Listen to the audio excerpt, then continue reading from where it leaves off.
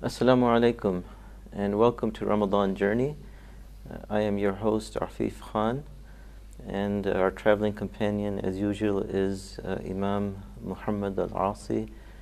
He is the author of the Ascendant Quran. We've been referring to the Ascendant Quran throughout our programs. We hope that as you listen to these discussions that you're inspired to go into more depth and more detail by reading some of the volumes of this tafsir. Most Muslims celebrate Laylatul Qadr on the 27th night of Ramadan. Today we're going to explore the blessings and the importance of this important night in Ramadan. Imam Muhammad, welcome. My pleasure. Could you talk a little bit about when exactly this night occurs in Ramadan? And could you also talk a little bit about do the Muslims have to focus on exactly the night that it occurs, and what the importance of the last 10 nights in Ramadan is? Bismillahir Rahmanir Rahim. Alhamdulillahi Rabbil Alameen. والصلاة والسلام على خاتم الأنبياء والمرسلين رحمة الله للعالمين محمد النبي الأمين وعلى آله وصحبه أجمعين. Laylatul Qadr. First of all, let's take it step by step. A lot of things that come to mind, but we're going to have to take it with a measure here. Layla means night. Al-Qadr, there's been a little latitude in explaining the word Al-Qadr. One explanation is that it means power, so it becomes the night of power. The other explanation of the word Al-Qadr means proportion. So it becomes the night of proportion or proportionality. I tend to agree with the second explanation of the word. But there's no contradiction. And as the Quran is fertile in its meanings, a person who is smart enough can maybe find a common word that combines both power and proportionality. P squared. So that's the meaning of Laylat al-Qadr. You're asking, when is Laylatul al-Qadr? And here also, there's been a very wide range of scholarly understanding or statements about when is Laylatul Qadr. Now let's begin with the least. The least expressions say it could be any time of the year, not necessarily in Ramadan, because if you're speaking about a proportionality, and the proportionality has to do with your body, your soul, your mind, your conscience, everything that makes what you are. When it is in that state of excellent distribution, there's a balance between all, then and there's a heightened awareness of Allah subhanahu wa ta'ala, you can experience Laylatul Qadr. So it could be in any month of the year, it could be any day of the year, etc. And then here's where it begins to narrow down. The others say, but that proportionality that we're talking about, that stasis, it occurs when a person is fasting. Well, that's when your consciousness is heightened. The consciousness is heightened, the toxins of the body begin to come out of the body, the mind clears up, etc. So, Right. you know, That these apparently elements is the best time to achieve this proportionality. is in Ramadan. Right. So therefore they say Laylatul Qadr is in Ramadan. It could be any day in Ramadan. And then there are those who come and say, but the more you fast, the better it is to experience Laylatul Qadr. So being that we fasted the first 20 days of Ramadan, the last 10 days or the last 10 nights become, Laylatul Qadr becomes more possible to observe during that time.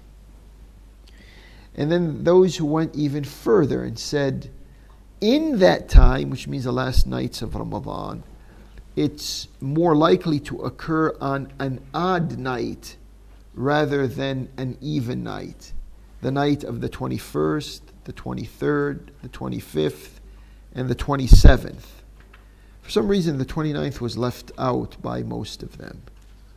So this is when it's, and then out of these nights, it's more likely to occur in the last one of the odd numbers. So that's how we reached night number 27 in the month of Ramadan to be the most likely night in which a person will gain the blessings and the privileges and the rewards of Laylat al-Qadr, the night of power or the night of proportionality. In the next segment, we're going to take a closer look at some of the ayat related to Laylatul Qadr. We hope that you stay tuned. At this point, we'll take a break from our sponsors. Welcome Ramadan.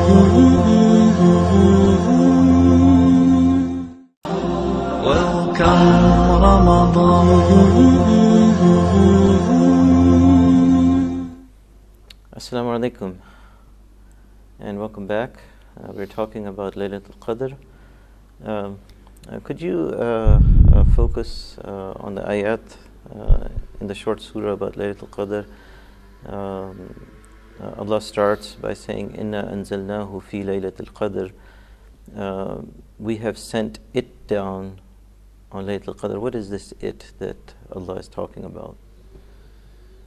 Yes.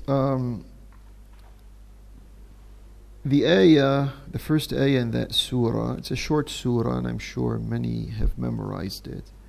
It begins by saying, Inna anzalnahu fi laylatil qadr. We, or of a certainty, we, and the we here is in reference to Allah subhanahu wa ta'ala, we have caused it to become accessible in the night of power or proportionality. Inna anzalnahu fi laylatil qadr. The pronoun hu, anzalnahu, we have caused it. The it here is in reference to the Quran. And that's another one of the evidence, like we just said several minutes ago. There's an ayah in Surah Al-Baqarah that we spoke about at the beginning of the Ramadan journey that said, Shahru Ramadan alladhi unzila fihi al-Quran. We talked about accessibility there also. That's right. So the linkage between that ayah and this surah, or this ayah in this surah, gives further evidence that somehow Laylatul Qadr is located in the month of Ramadan. So, Inna anzalnahu fi Laylatul Qadr. Now, many times in the Quran you'll find that construct inna, we. Allah subhanahu wa ta'ala didn't say I. Inni anzaltuhu fi Laylatul Qadr. He says inna. And some understanding of the explanation of this is when you when you make a singular plural in the Arabic language, it's a form of honor. If one person is in a room and you enter that room, most of the time you say to him, to the one person, Assalamu alaikum, in the plural, alaikum. That's a matter of respect. You are respecting that person because he's one person, but you are considering him a plural of persons. The same thing applies here when Allah subhanahu wa ta'ala says, Inna, we have caused it to be accessible during the night of proportionality. It is a matter of honoring Allah subhanahu wa ta'ala. Inna anzalnahu. To repeat very briefly here, because I think this may have been mentioned at the beginning of the month of Ramadan in this program, that the word anzala, as you see, there's the word nazala in the Quran. There's the word nazzala in the Quran. And then there's the word anzala in the Quran. And many times these three verbs that have basically the same source, they get confused by translators using one word in English to translate the three different words in Arabic. So that's why we draw your attention to the fact that anzala, even though in a literal sense it means to bring down, but the word carries a post-literal meaning, which means it's not only you bring down the Quran into the human realm, but you make it also accessible to human understanding and human intellect. That is anzala. Inna anzalnahu, this Quran, in Laylatul Qadr. And the reason Laylatul Qadr is mentioned here per se is precisely because of this stasis that we were speaking about, when everything in our life, everything in every person's life is right now coming to a balance. There's no longer the preponderance of a body over a soul, or there's no longer a body that's suffering because of a very active mind, and these types of things that take place. Everything right now is beginning to balance off, provided, of course, we observe the fasting as we're supposed to. Because many people, they go through the mechanics of fasting, and that is, okay, I'm not going to eat or drink during the daytime, but when nighttime comes, they, instead of having one meal, they have 3 meals when they break their fast. When they want to resume their fast early in the morning, instead of having 1 meal, they also have 3 meals. That is not really observing the rules of fasting. And also there are those people who switch night and day. So they're up during the night, eating and doing whatever they want to do. And then the daytime, yeah, they're physically fasting because they're not eating or drinking, but they're sleeping. And that's like almost cheating on the month of Ramadan. That's not the way Ramadan is supposed to be observed. And if you don't observe Ramadan the way it's supposed to be observed, you fail to gain that stasis, that balance in all of the ingredients that make up who you are. Because we're not just body alone or soul alone. There's these coming of the different ingredients that we have. So this becomes a balance that is more likely to be observable or you'd be conscious of during the month of Ramadan.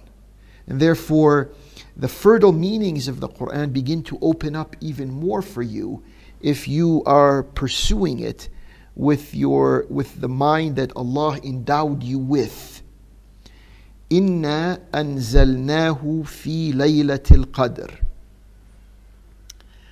And then the following ayah says, Allah is telling the Prophet, may Allah's peace and blessings be upon him, وَمَا أَدْرَاكَ مَا لَيْلَةُ الْقَدْرِ.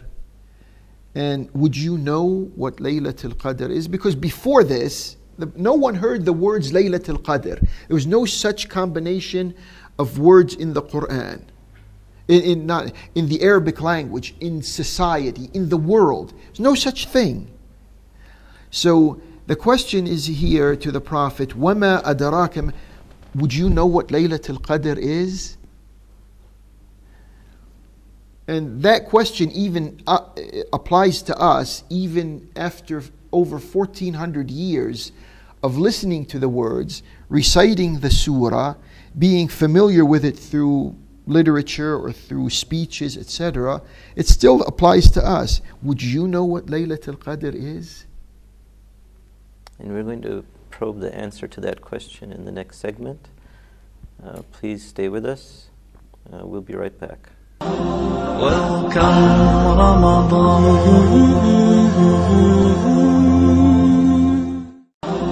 Welcome Ramadan. And welcome back. We're talking about Laylatul Qadr. We're going to probe into some of the rest of the ayat of the surah.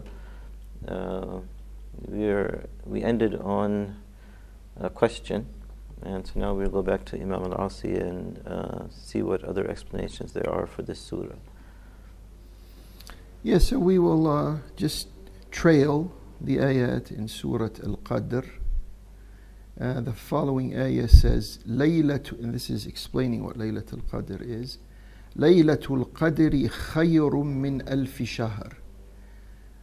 This night that we're speaking about of Qadr is better than 1,000 months. It's like saying it's better than a lifetime. But it mentioned the lifetime in the order of months. Probably to have a person gauge the factor of time, because we're fasting a month. So here we are conscious of a month.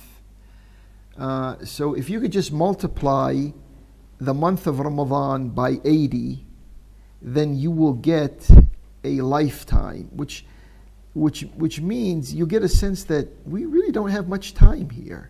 80 months, that's all there is in a life. I mean, the average lifetime, some people go a little more, some a little less. I mean, that's Allah's. But on the average, that's what it's speaking.